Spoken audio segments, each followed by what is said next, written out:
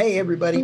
Welcome to the Energy News Beat. My name's Stu Turley, President and CEO of the Sandstone Group, and Michael's out traveling today. So I'll be the one here in the booth with, it's a beautiful day in the neighborhood, and we're not going to have all of Michael's cool sayings. So we're going to jump off in here and have some fun talking about things. This is for the Energy News Beat Stand Up. It is for December 29th, Thursday morning. We hope you're all having a safe drive into the office. And let's try to get you caught up on what happened today on some items.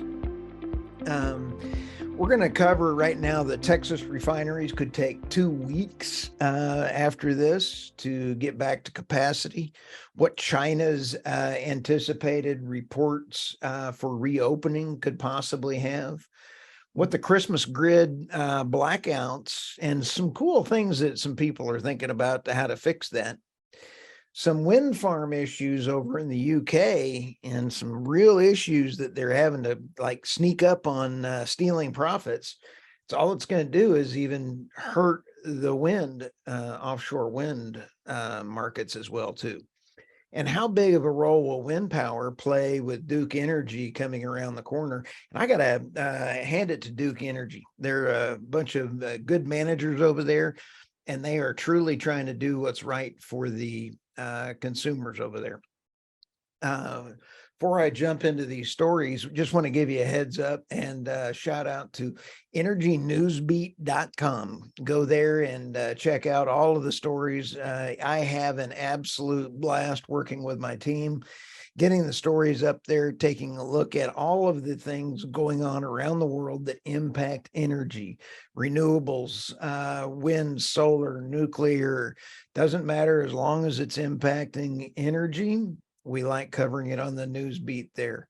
If you do want to be on my podcast, please shoot me a note. It'll be in the show notes. Or if you want your own podcast, let us know as well too. So with that, I'm going to go ahead and move right on in here to our first story. And let's go to Texas refineries could take 2 weeks to restore full operations after the storm. Freezing temperatures affected refinery equipment and really caused some serious problems. Pemex Deer Park Refinery and Motiva Enterprises Port Arthur are the biggest refinery in the United States. Could see it reach out in the second week of January or even possibly longer. Let's see here. As of Friday, the 23rd, there was 1.5 million barrels per day off the Gulf Coast refining that was shut down. So this is going to be a short-term problem. We may not see much of a blip at all regarding in prices. If it goes anything longer than 2 weeks, we sure will. Michael and I have been talking a lot about China, and people are saying that if China comes back and demand goes through the roof, you'll see a huge spike in energy.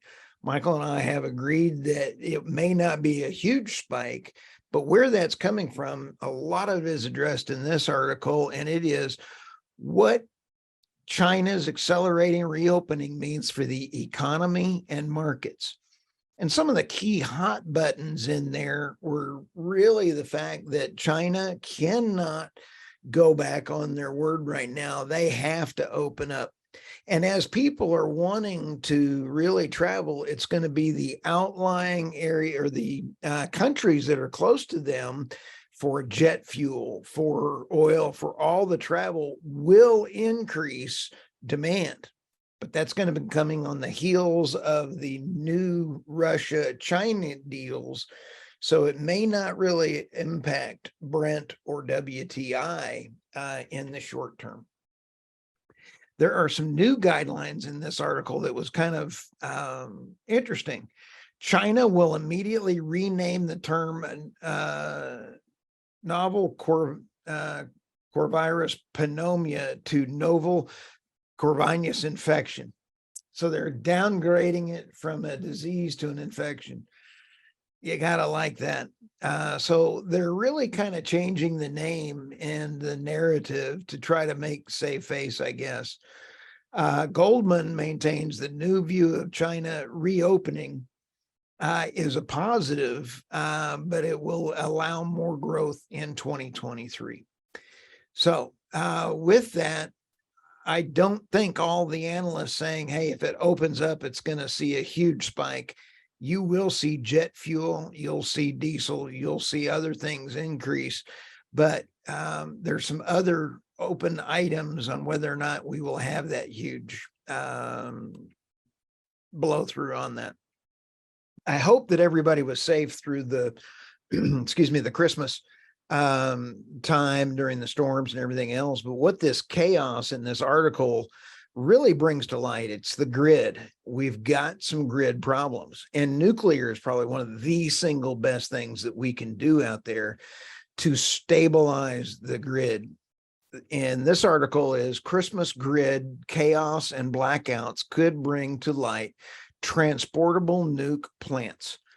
Quite honestly, I thought this was pretty cool. And what it is basically a floating nuclear reactor station, power station that you can float in where the grid is weak, and then leave it there and make sure that it gets everything else. And then you have longer term to build up other resources. Personally, I think it's a great idea. But if we can't harden the grid around for all the, as we talked about yesterday's show, all of the additional harm and damage that's been going on by people shooting it or trying to do damage to the grid, we're going to definitely need different set of rules for the modular nuclear or the floating nuclear facilities. I think it is a fantastic idea and is one to keep watching for in the future. One of the other ones right now, let's talk about Duke Energy. Duke Energy is an outstanding energy company that they provide a lot of energy to consumers. They've always had good management, and they are looking at updating their carbon plan in 2024. With that, they are looking at putting in a lot of wind in the leases that they already have. Let's see here. They were recommended to double down on solar, and they examined the company's controversial bid for a new generation of gas plants.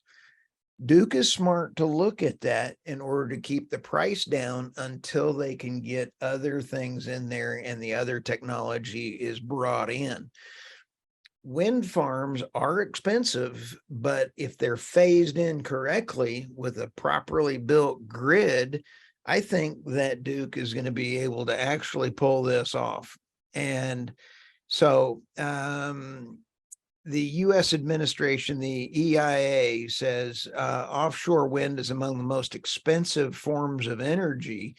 These costs are expected to plunge as more specialty parts like cables and blades are produced in the United States rather than shipped from overseas. That is a partially true statement in this article, but it's years away. We do not have the facilities, the manufacturing, or the raw materials to make these things. So until that happens, it's still going to maintain a very expensive output. However, I'll tell you, the Duke Energy folks are flat going to get it figured out. Their lease is in the Carolina Long Bay, and it's in the other half of it there.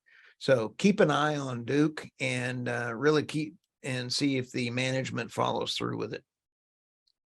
Next one is a little bit of a wind story as well, but the wind firm takes UK government to court over smash and grab raid on electricity generators. What this means is they're coming in and they're trying to do windfall profits tax on any generator, any electrical generator corporation. And it's going to be windfall profit taxes of 45% because of extraordinary profits. This is not good. When you take a look at windfall taxes, sanctions and windfall taxes don't work. They don't address the problem on how you got there. This one, when it says taken with the corporation tax, the headline rate earnings for renewable firms will be 70%. How in the world can they get any more energy put in?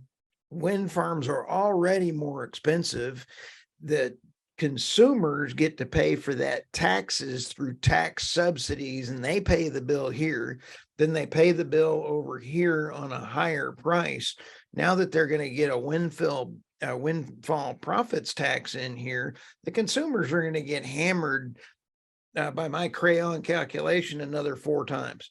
So the wind company is bringing in attorneys. This will be a good one to watch, and it'll be interesting to see, because not all windfall profit taxes are understood.